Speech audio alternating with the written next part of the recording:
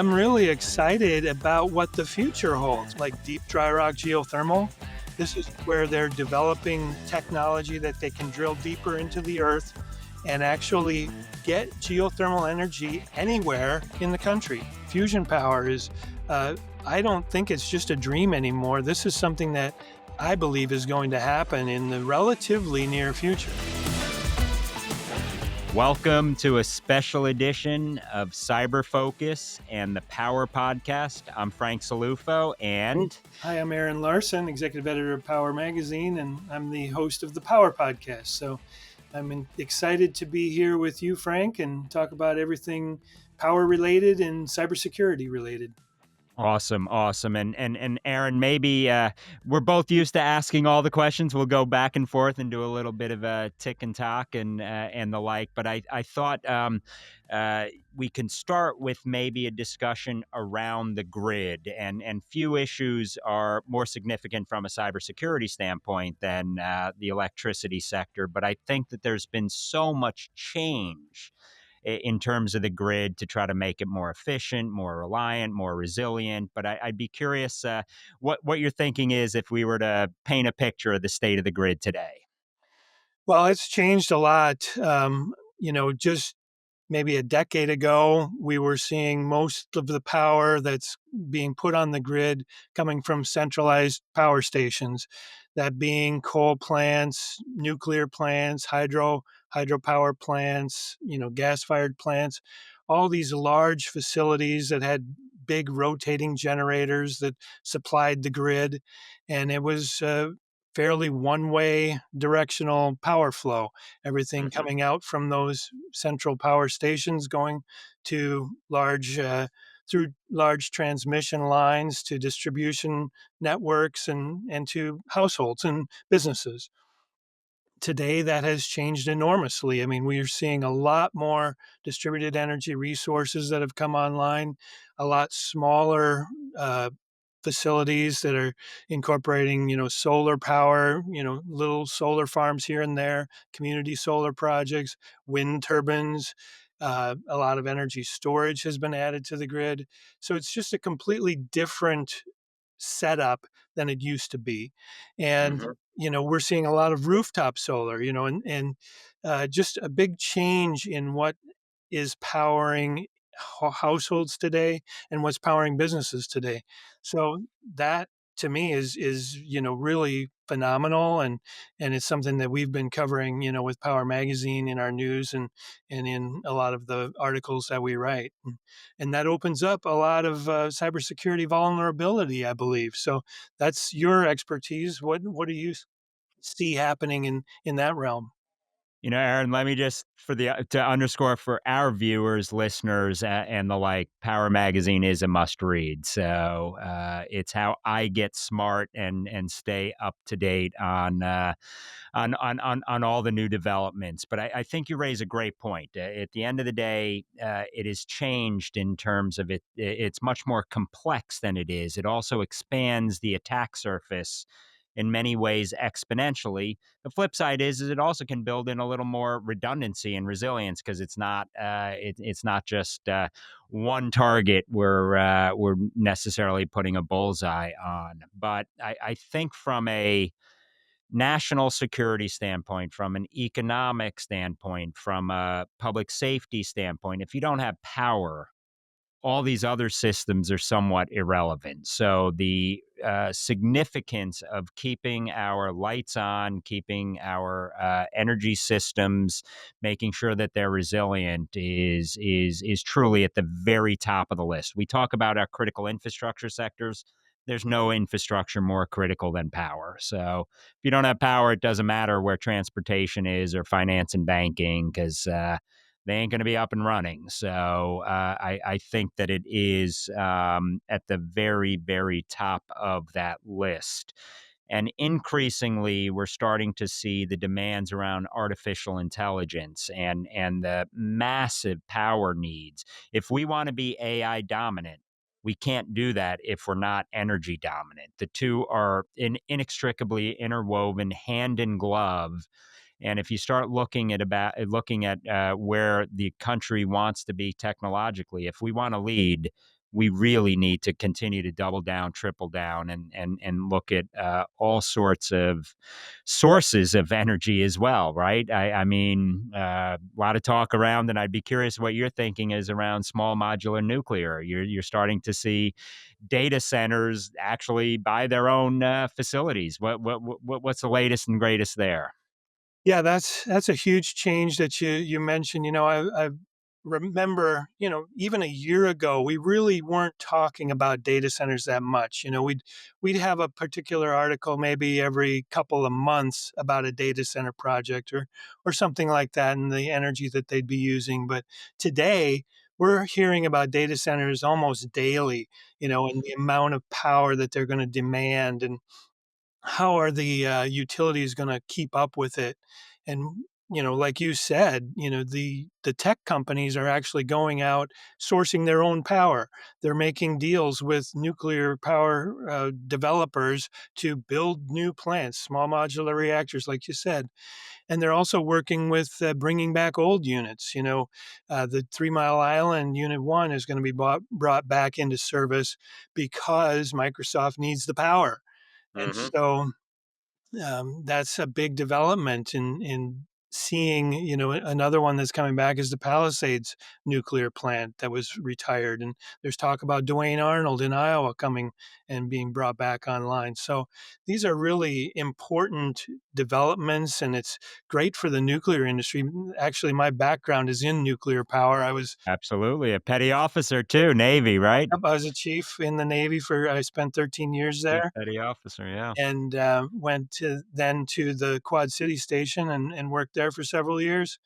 And so nuclear is near and dear to my heart, and I'm really excited to see some of these advanced reactors that are being developed. And I've had on my own podcast, the Power Podcast, several CEOs from different companies, to talk about their designs. I had Clay Sell from X Energy talking about his projects that he's got underway. And Doug Robeson is from Natura Resources. They're building a unit, a micro reactor at the Abilene Christian University in Texas. And just actually recorded an episode with COO of TerraPower. That's Eric Williams. And I'm going to be publishing that very soon, uh, perhaps even today. And so, I'm talking with these high level executives, and they're really excited and optimistic about the prospects for their designs and where they're going. So I think there's a lot of optimism, and the Idaho National Laboratory is another place where I've been and visited the site, and they're working on a Marvel microreactor there, which is a really exciting development as well. So I think there's a lot happening, but again, it comes back to the safety and the vulnerabilities that these sort of projects could introduce into the system. And Aaron, and shoot down my narrative here, but traditionally it was a pretty risk adverse industry, and we seem to be lagging a little bit in recent past on the nuclear side in particular. Right now, it's innovating, though, right? It's no longer, there's this mindset that they're risk adverse, they're very conservative in what they're doing. We can't afford that today, though, can we? We've got to go all in, don't we? Well, I think when you talk about risk, there are obviously things that you need to be cognizant of safety.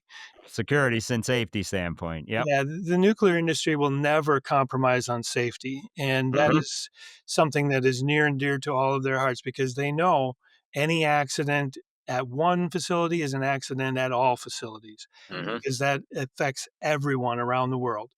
And so they will always err on the side of safety, and they move slowly, but they are moving much more quickly today than they used to.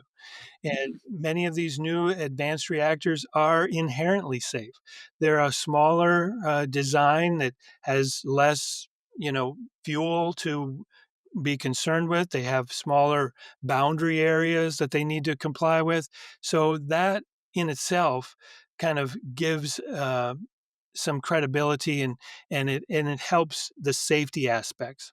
Hmm. So, that's certainly a benefit, and something that the industry is very aware of, and working to maintain.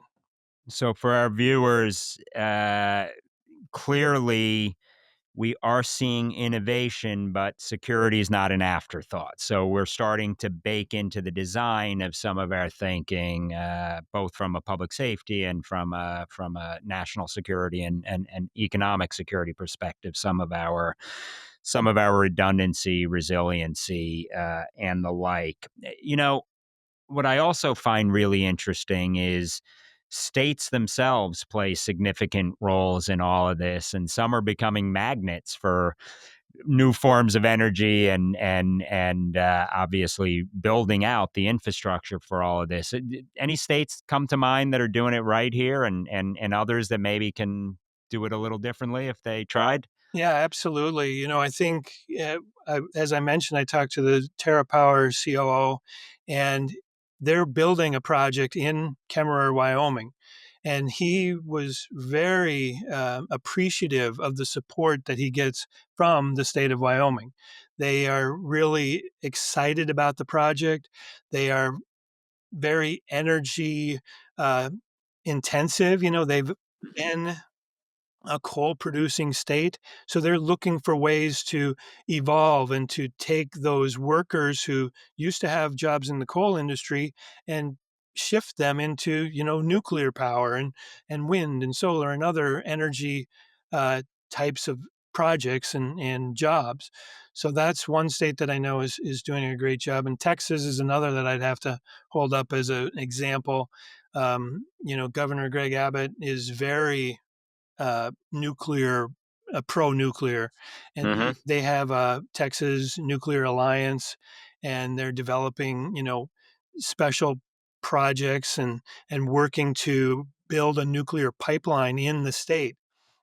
I know last year they did an event, and former Governor Rick Perry was there as a pro-nuclear person, and Ernie Moniz, the former Defense Energy Secretary, spoke at the event. He's also very pro-nuclear. So these are states that are really taking the bull by the horns and trying to develop and basically get the jobs that are going to come into this industry. They want them in their state. They want to be the leader promoting this technology. New York is another example of a really, I think, progressive energy mindset. They actually just announced today that they're planning to build another nuclear plant in New York. They didn't announce a site, but they are certainly pro-nuclear in that respect Hmm. as well. Hmm. So it's exciting to see some of these, and it's not only nuclear in New York. They had what is our plant of the year, the South Fork Wind Farm out, offshore wind farm, and that was a progressive and interesting project, and something that I think needs to be developed more. Offshore wind is right now still very expensive Hmm. in the grand scheme of things. But as more projects get done, and as the pipeline gets built, and you get more experience, first of a kind projects are always expensive. But when you get to that nth of a kind, that's where you can really tap into the um economics of or scale and things like that. So that's good to see, and something that's important to develop in our nation. And not to put a fine point on it, but you mentioned so many different forms of energy, and I'm reminded of the old test, the A, B, C, or D, all of the above. This sounds like it is clearly in all of the above, but is there one form that you think outpowers the rest? No pun intended. I'll tell you what, I'm really excited about what the future holds, because I haven't Yeah. even mentioned some of the things that are under development that I feel are really important, like deep dry rock geothermal. This is where they're developing technology that they can drill deeper into the earth and actually get geothermal energy anywhere in the country or around the world. These are getting deep enough where we can install lines and bring the heat up to the surface and utilize it anywhere. And that's really, I think, a game changer. Another thing is fusion. Fusion power is, I don't think it's just a dream anymore. This is something that I believe is going to happen in the relatively near future. I Wow. think we're going to see some small scale projects coming online, in the next decade. And as they get more uh, feedback and lessons learned and some of these tokamak projects, we think about ITER over in France, a lot of countries involved in that, and a lot of excitement around what can be done with fusion energy. Are there other countries that we should be learning from? And I know we're all learning. This is a global set of issues, and you can't isolate it from what is playing out globally. But are there some countries you think we ought to take some notes from and try to emulate? You know, China is so Yeah. much involved in I was everything. afraid you were going there. Okay. Yeah. I mean, they really are. They really are developing more wind and more nuclear and more solar than anywhere else in the world. They are just putting so much money into energy that we honestly can't let them take the lead on all of these things that we have been so involved in over the years. Nuclear power used to be our bread and butter, back Yep. in the early days, and we've let them kind of take over. But I think we're coming back. We've got a lot of innovative companies here working on advanced reactors, and that I'm excited about. Other technology, as I mentioned, fusion is quite a lot of companies working on that. Some of them small, just startups, but they're doing good things and really pushing the boundaries on what can be done in those fields. So, you know, A- And there's a a lot of big promise. gap between what can be done in a lab and what can be fielded, and I really get your point. First builds are always going to be more costly. Once it hits that scale point though, then it's pennies on the dollar and it makes a whole lot of sense. But on the fusion side, since you brought it up a couple times, how close do you think we are? And what could that look like? Cuz that makes my head hurt in terms of understanding a little bit. Well, I'm not a fusion expert. Yeah. I understand fission much better because I went to Uh-huh. school for that We've sort been of there.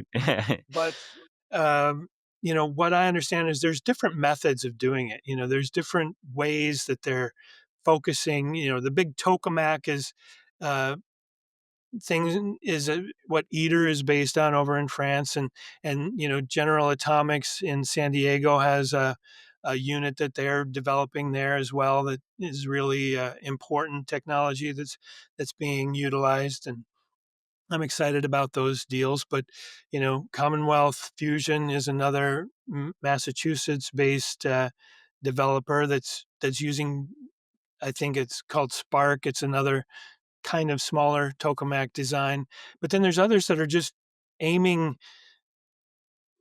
atoms at each other in a chamber that seems to be really interesting technology too. So I think one of those could actually be uh, operational sooner rather than later. And that could Mhm. be as soon as, the 2030s, early Wow. 2030s, I think that we could see energy being developed and utilized through fusion.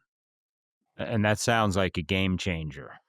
Yeah, I mean, I think it's really an important and exciting thing that could open up a whole new realm of possibilities. And I'll throw another thing out. As long as we're talking about the future, I talked to some folks who think space-based solar power is an option where we can actually launch rockets with panels that get mounted in space and beam the energy back to Earth where it can be used. And what the benefits of that are is you get a no cloud cover. You get 24-hour a day dispatchable energy from space. And we know that they're using solar panels in space right now to power satellites and things like that. Mhm. They may utilize it to beam power to the moon, so that they can power equipment up there. So it's just a really interesting and innovative way. There are a lot of people out there that are a lot smarter than me that are doing these types of projects, and really, I think doing some exciting work.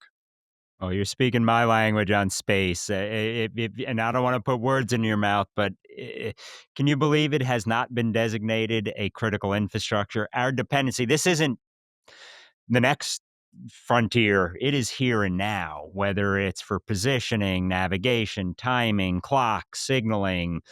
The dependence on space has grown so exponential that any disruption to that would have the same impact that a significant disruption to the grid would have. And shockingly, it has not been by the United States designated a critical infrastructure yet, but that will change. I'm pretty optimistic that will change because, well, duh, if it doesn't, we're kind of doomed. But that is interesting. That it's not only the here and now; it's where it can go in the future as well. And And one of the things that I found interesting about what's making this more feasible today is that we've got these relaunchable rockets and all of these, Yep. private companies that are developing technology that can be reused, and it's bringing the costs way down, and that's really what's driving the ability to do it. True that. We recently had the CEO of United Launch, ULA, on to talk about some of the space launch, and they really have dropped in terms of price dramatically, and will continue to drop. I think. What about electric vehicles? To me, I think the demand that so we touched on AI. There's much more there, but at the end of the day, the energy demand and need for artificial intelligence is going to exponentially grow. We know that it's at about 16% data centers account for right now. I think Goldman Sachs is figuring that's going to double within a couple of years, not many years out, and then the numbers get much bigger and bigger. It's sort of one of these pathways that go forward, but EVs are also a huge suck on energy, aren't they? Yeah, you bring up a great point because, the data centers get a lot of the the Mhm. publicity, and everyone is worried about what they could potentially require for energy demand. But electric vehicles and the electrification of everything. Yep. We talk about manufacturing and, you know, industry. Instead of using fossil fuels, they're starting to turn to electric boilers and electrifying other services that they utilize that used to be powered by gas or coal or, some other fossil fuel. So I think there's just going to be a continual upswing in the demand that's needed in the grid. Mhm. We have been stagnant for decades, Mhm. honestly. And that doesn't mean there hasn't been growth, but that growth has been basically absorbed by behind the meter solar or by energy efficiency improvements. You know, I don't believe anybody still has e- incandescent light bulbs in their lights anymore. Everybody's switched Mhm. to LEDs, which use 13 watts instead of 100. Except my wife, believe it or not, but that's okay. Well, there's still some out there, but boy, the ability to become more efficient through lighting and other 10-4. No, you're preaching to the choir. I've had this discussion. You're right. It's the energy in already. big deal. Yeah. Yeah. So Yeah. from this Absolutely. point forward, there's really not a lot that we can save. You can only get so efficient with a refrigerator or with, your air conditioning unit. And as the temperatures seem to keep getting higher, people are going to be turning their air conditioners on more and more. And places that maybe didn't used to have air conditioning may be getting it. So we're going to see more demand from that as well. Um, Absolutely. Heat pumps are another avenue. You can almost go on and talk about all the things that are going to be electrified or continue to grow. in usage, and it's amazing to think that, yeah, we've got to power this stuff. And Yogi Berra once said, "The future ain't what it used to be." May he rest in peace. And the only way to predict the future, I guess, is to shape it. But when we look at what this demand, the one thing I think we can agree on, the demand is going to get greater and greater and greater. I mean, could you envision the highways of tomorrow paved in silicon, which is also going to have an energy demand? I kind of feel like you're going to have cars powered along the way if they don't have the battery life that they need. I mean, there's your head starts hurting thinking about all this, but that's not necessarily so far away, is it? oh, these are innovations it's hard to imagine where we're going, because if you'd have taken me back 10 years and said that we'd have AI, basically running our lives practically, and you could ask your phone anything and have an answer immediately, I'd have been like, wow, what a world. But Hmm. what's the next 10 years going to look like when AI is helping us get there, Exactly. developing the tools and developing the technology that we need to become even better? Hmm. And not to bring it back to China, but I will. China is a primary focus of a lot of our podcast discussion, but it's a race we cannot afford to lose. Whether it's around AI, quantum, and I think you're spot on.